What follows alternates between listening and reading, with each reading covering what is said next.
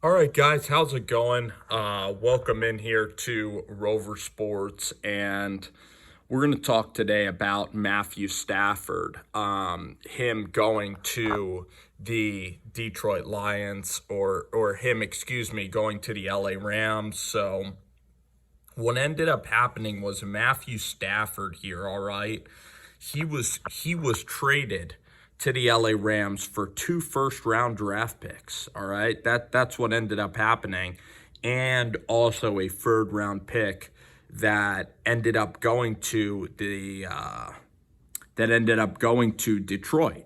So in this scenario, Jared Goff is an extremely limited quarterback of the Rams. The Rams decided that Jared Goff was going to be unable to get him to a Super Bowl. And Jared Goff, I mean, he lost to the Jets this year at home. Jared Goff this year lost, I believe, both games to the San Francisco 49ers, like in this process. So Jared Goff did a absolutely, and I know you could say the same for Kyler Murray, but Jared Goff, I'm making a video. Jared Goff, what Jared Goff ended up doing this year was he just regressed. He regressed mightily. And he's regressed because he's never had that much talent to begin with, okay? He's unable to make throws on the move. He's absolutely immobile. He has small hands, and he does not have a crisp throwing motion. He could be accurate. He can play on time. He's a tireless worker. He's a really good teammate. He has all the intangibles that you look for at the position. He never gets too high or too low. He can make big time throws. He's a very coachable guy. But in terms of his talent, Matthew Stafford brings an element of a deep throwing game, because Stafford can throw it about 15 to 20 yards further than Jared Goff. I mean, Stafford can throw it about 65 yards. So when you're talking about Jared Goff, the Rams were like, we have zero chance of winning a championship and winning the NFC. With Jared Goff as our quarterback, we're very limited in that way. So they end up paying to go get Matt Stafford. And you look at the Jared Goff contract of $43 million in guarantees this year, and then $27 million. It's not an easy contract to move on from. So essentially what ended up happening was Jared Goff in this process. Jared Goff, basically the Lions are taking on Jared Goff. It's not what the Rams are paying for Matthew Stafford. It's what the Rams were paying to get rid of that Goff contract, to get rid of that awful Goff contract. And the Rams are giving themselves an opportunity to compete for a Super Bowl. And I really commend that from the LA Rams perspective. I don't believe, unless Stafford gets hurt, because you look at the Rams' defensive talent with Jalen Ramsey, with Aaron Donald, an influx of a good defensive line. And I believe that, you have Taylor Rapp, you have some good corners there. I believe that the Rams, that had the number one defense, and even though Brandon Staley might have been brilliant and left, and the Rams are losing Shane Waldron, they're losing Brandon Staley, they're losing several other people. I think O'Connell still might be there, which is, very important for the Rams operation, which Sean McVay gets to keep. But you look at this entire operation, and the Rams defense was really, really good. And now you have Robert Woods. Cooper Kupp was banged up at the end of the year. And Cam Akers as a running back, he could absolutely explode and become one of the best running backs in the league, could become an MVP candidate. He is that type of talent. And they drafted Cam Akers. They also drafted Cooper Kupp. They traded for Robert Woods. So the Rams and Les Snead, they also drafted Aaron Donald. So the Rams and Les Snead, they do a good job of finding people in round 4. They go out, they get Tyler Higbee, who had personality problems at Western Kentucky. He's a really good tight end. Get Gerald Everett from South Alabama in the 6th round. So what they're doing is they are good at drafting talent. That's what the Rams are good at. And they're good at finding talent outside the first round. And now you have blue chip players on your team. Whitworth might even come back another year. So the point that the Rams were deciding in this process is that the Rams now view themselves as competing for the NFC Championship, competing for a chance to win a Super Bowl championship. And if the Rams, put it this way, the Rams would have injured Jared Goff, they still made it to the final 8. So their pick is still going to be 25, 26. I'm not sure where the Jaguars will be picking in the first round for the Jalen Ramsey trade. But I'm sure it's like 25, 26. And again, that first round pick is not all that valuable. The Rams still have second round picks this year and in the following years. And the Rams are in shape. They're going for broke. They go to win Super Bowls. And now let's look at Matt Stafford, the player. So Jared Goff didn't work. You insert Matthew Stafford, who I believe is an upgrade over Jared Goff. Now, how much of an upgrade is he going to be? It's pretty easy to be an upgrade over a guy in Jared Goff. So Matthew Stafford has a big arm. Matthew Stafford has not ever won a playoff game. He's not like a Tom Brady. He's not able to lift his team. He's tough, but is he a great leader? Is he a great teammate? I mean, Jared Goff was able to win with his team, and Matt Stafford was not. Now, there's every excuse for Stafford in the book. He played in Detroit. He played under Matt Patricia. He played under Jim Caldwell. Megatron retired. He never had a running game. You know, you look at Kerryon Johnson or Theo Riddick and Zach Zenner and whoever the heck you want to look at the running back position, wide receiver-wise. It was Marvin Jones. It was Galladay. It was a combination of all these guys that got influctuated there. The defense was always a train wreck. I mean, they never had a top-line defense. They never had consistency. So Matthew Stafford, and if he wins in L.A., all of the stereotypes, if he can't win, are all going to be erased, certainly. But is Matthew Stafford a clutch quarterback year in and year out? He's not. He struggles throughout first quarters of games. He's not able to put away games. He's not a very vocal teammate on the sidelines. And again, we don't know about Stafford, but he's been unable to elevate the team around him. And only the star quarterbacks like a Tom Brady, like a Mahomes can really do that, can really pump up a defense.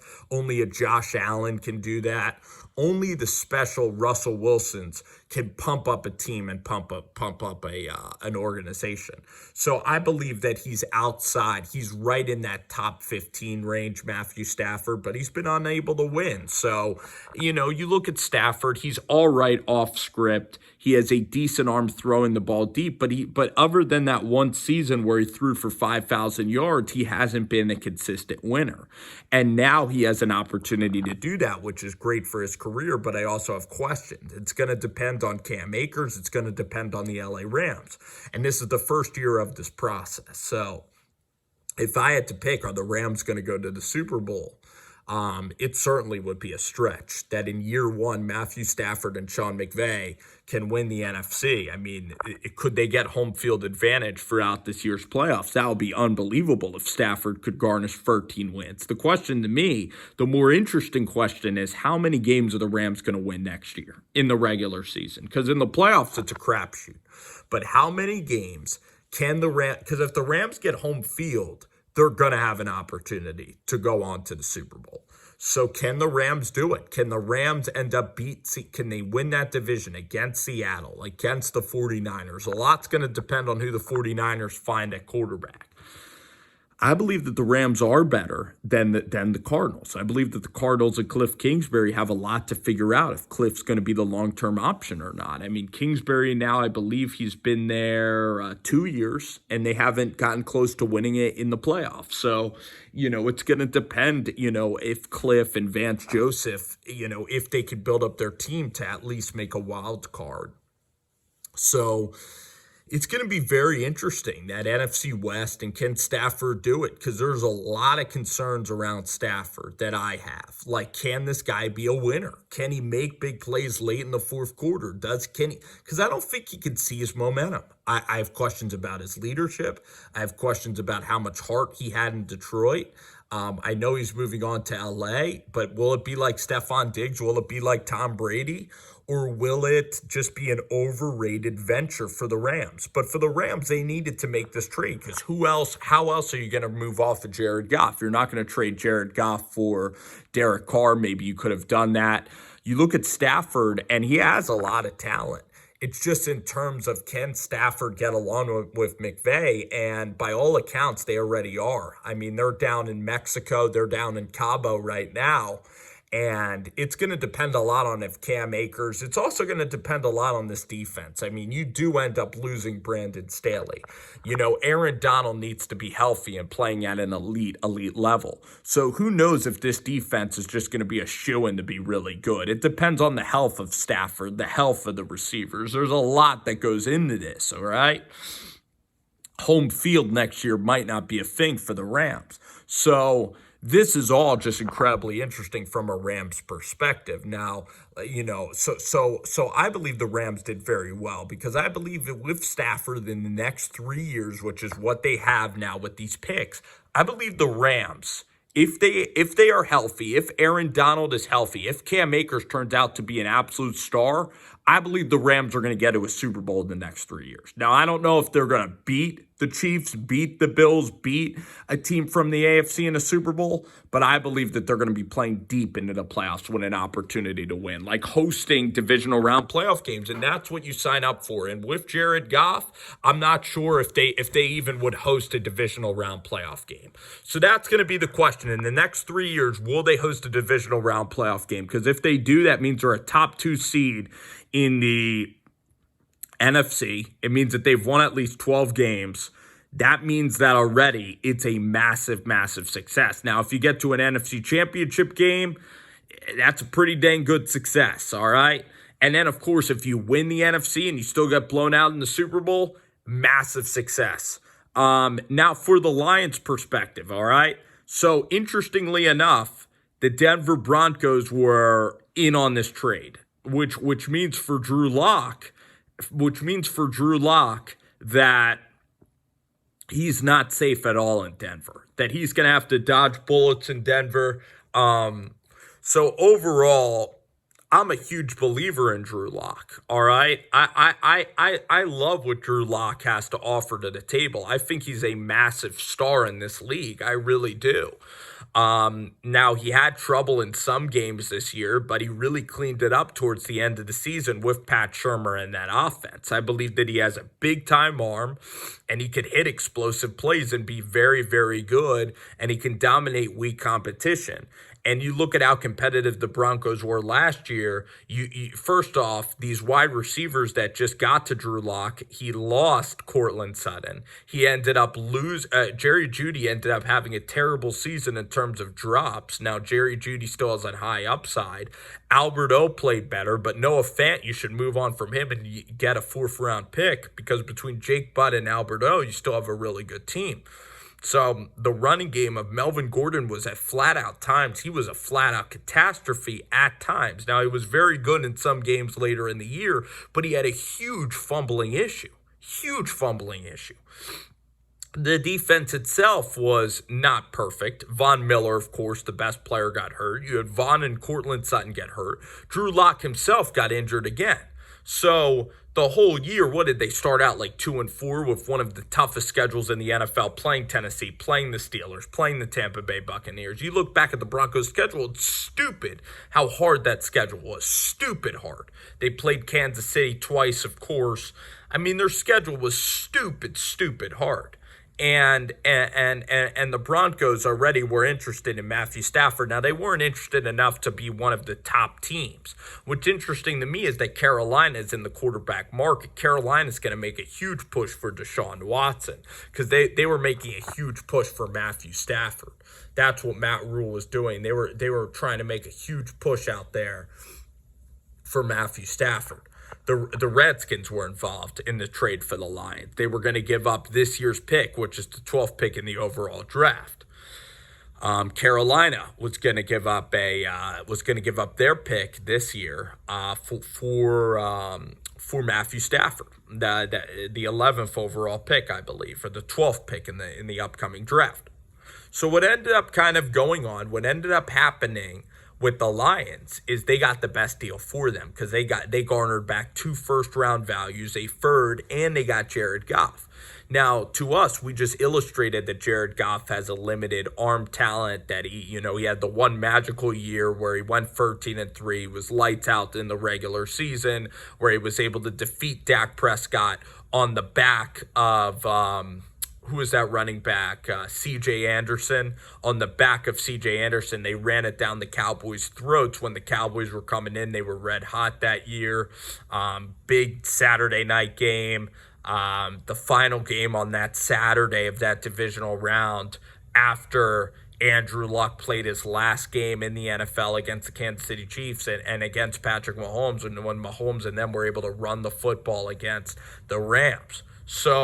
Against the Colts. So you look now at Jared Goff, and he has a decent winning percentage. You look at Jared Goff, he's won 3 playoff games in his young career, which is absolutely exceptional. He's won 2 road playoff games, so his resume is a lot better than the actual player, because he has small hands when he goes on the road to these cold places. He has a stereotype, and sometimes stereotypes are accurate, of being really in the cold, of not being able to throw the football in the cold weather. And I think that it's a huge, huge concern.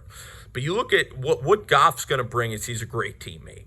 You're going to get consistency from his personality day in and day out. You're not going to have to ride the wave. He's a very low-maintenance guy. He's a low-maintenance personality. He's great personality, great guy to work with. People think he's Northern California. He's Cal Berkeley. He's L.A. He's not going to like the Midwest at all.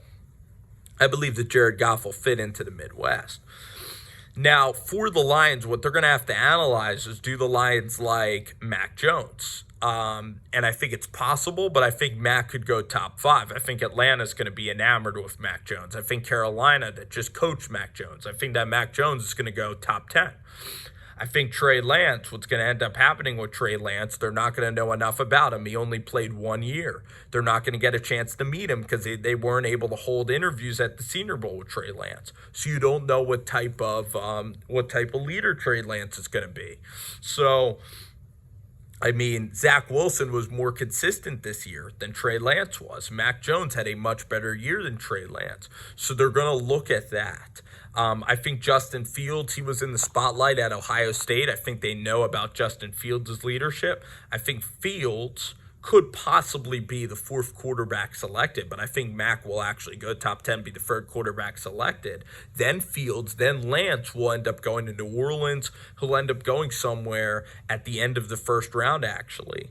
And I think New Orleans could be a perfect fit for Trey Lance. You need to look at a team that is very innovative on the offensive side of the ball, that'll utilize his running abilities with his throwing abilities, because he can truck people over. He also has the strongest arm in this draft class. Trey Lance's talent, he's the most talented quarterback in this draft class. He's even more talented than Trevor Lawrence. But how consistent is Trey Lance in his preparation? How can he motivate people as a young quarterback? How coachable is Trey Lance? We all don't really know about those answers. We know that Trevor Lawrence is the most consistent quarterback in this draft class.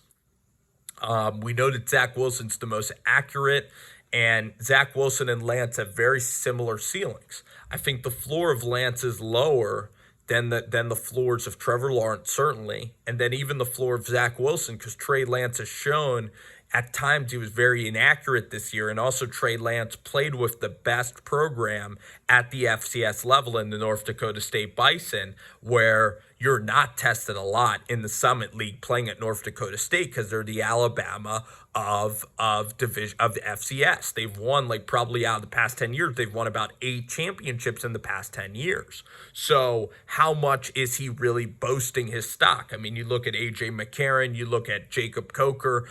Some of the Alabama quarterbacks that have come through. When you play on a great team, you're going to be elevated by a great running game. Your defense is always going to be sensational. You're going to get good looks. You're going to get the best coaching. So again, Trey Lance is an absolute winner, but you're going to have to wonder, can Trey Lance win at the next level, and how will he handle all of that? Now, he does have the chip on his shoulder coming from small town Minnesota. He can truck people over. He can throw on the move. He's as athletic throwing on the move as Zach Wilson. In terms of a quarterback with an upside, his upside's even higher than Justin Herbert. He could be a top 5 quarterback in the NFL. He could be a potential Hall of Fame quarterback at the highest of highs if it works out perfectly. But you don't know if it's going to work out or not. Now, Mac Jones, Mac Jones, he definitely doesn't have a higher ceiling, but you know what you're getting with Mac. You're getting incredible leadership. You're getting accuracy. You're getting a quick release. You're getting a guy who's more athletic than people think. So all of that for the Lions is going to be interesting. I believe the Lions, I don't think that they're going to be enamored with Trey Lance or Justin Fields. I think that there's very possible that they stick with Jared Goff and they just try to build around Jared, and they know that they have picks coming, so they just try to build up the team. They really build into this defense. I think at number 7, they could even trade back, or they can look at taking a defensive level talent. I don't know if Detroit's going to be in it for a wide receiver. I look at Brad Holmes and his ability at scouting wide receivers, Cooper Kupp and Robert Woods and Cooper Kupp and Tyler Higbee and Gerald Everett and the guys later on. I believe that the Lions are going to take a defensive player and they're going to rock with Jared Goff. But the great news is that if the Rams have a really crappy year in one of the next 2 years, they're going to yield maybe a top 15 pick. If the NFC West can get to the Rams and the Rams miss out in the playoffs, they get a top 15 value, which is very, very good. You can yield a really good wide receiver.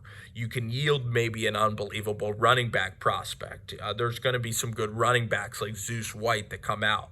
So you look at what the Lions are doing. Maybe the Lions like an offensive tackle. So the Lions now have really good options. Put it this way. If you're not enamored with a quarterback, if you're not in love with a quarterback, then you should not draft a quarterback just to draft a quarterback. And this year with COVID, with your ability to go out there and actually get to meet these guys and attend the Pro Bowls and everything, I mean, it is very, very difficult to evaluate the personality of your quarterback, of the guy who's going to be leading your franchise in the coming years. You look at the quarterbacks next year, you have Carson Strong, who I think has the upside of a tremendous quarterback, like the upside of maybe a Josh Allen. You also look at Spencer Rattler, who at 6'1", even though he's not the tallest guy, in terms of hitting explosive plays, Spencer Rattler can do it. In terms of being a winner, in terms of elevating a whole team, giving you that confidence, I mean, Oklahoma to me can win a national championship with Spencer Rattler, a quarterback. He could be the Heisman Trophy winner this year. I'm so excited to see what Rattler's going to do. So if I were Detroit, you might get a nice haul. Mac Jones would be the only guy that I really look at. Because, again, you know Mac Jones. You know the personality of Jones. You've seen him interviewed a bunch of times. He's going to play on schedule. He's going to be able to compete with Jared Goff. I think Mac Jones could be a quarterback that starts for a very long time. I think Mac Jones is a Phillip Rivers-style quarterback in this league. You also look now, very interestingly, the Lions can give up their number 7 overall pick and the Rams' first-round pick, or they can give up their own. They could give up 2 first-round picks in order to get to the number 2 overall pick with the New York Jets there to select Zach Wilson. That is always now a big option. That you also look at, could the Jets be enamored with Jared Goff? So, I mean, there's so many options that the Lions have options, okay? They have draft picks. It's going to come down to how Brad can draft. But also for Dan Campbell and Brad, you now get more time between these guys. You now get more time to develop your team. You get more time to build, and now you do have options. And for me, if it were me in this chair of the Lions, I would package 2 first-round picks. This year's 7th pick, you just flat out give to the New York Jets in a swap. So you swap picks for this year. You give a first next year. Then you'd maybe have to give up a blue chip player in order for you to get Zach Wilson. I would give up, as hard as it would be, I'd give up Jeff Okudah, give up a first rounder and swap, and you get Zach Wilson as your quarterback. Because Zach Wilson, to me, is as good as any quarterback in this draft. He's as good as any quarterback coming out in the next couple of years. So overall, this is going to be really fun. The reason, too, for a lot of people out there, I mean, the Broncos were interested, Washington was very, very interested. The Colts were a little bit. It was really Carolina that was the real surprise. They were incredibly interested in Matthew Stafford's services, the new GM there from Seattle. So this whole thing, what I'm going to say about Deshaun Watson is not going to yield. He might yield 2 first-round picks, but I don't believe it'll be 3, because the reason the Lions got so much here is because the Rams were desperate. They knew that they had a brick wall.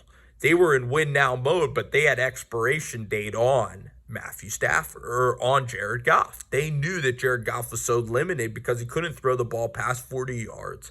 Jared Goff was very immobile. He had fumbling issues.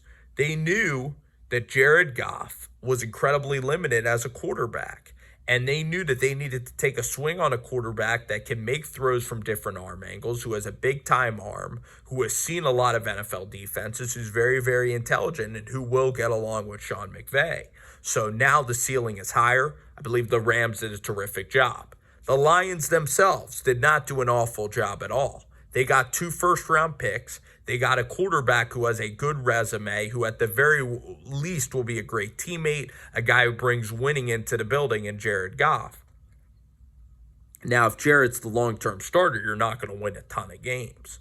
But again, Dan Campbell and Brad Holmes have just bought themselves a longer leash unless they want to dip into the Zach Wilson sweepstakes at the number 2 overall pick. You look at still Deshaun Watson and the Houston Texans, and the Houston Texans could overall, they could definitely try to make a play for that number 2 overall pick. But Deshaun Watson, the point I'm going to make here is you can't look at the Rams giving up 2 first-rounders and a third for Matthew Stafford. You can't just look at it in that vacuum. They paid the Lions to take in Jared Goff. That's what happened.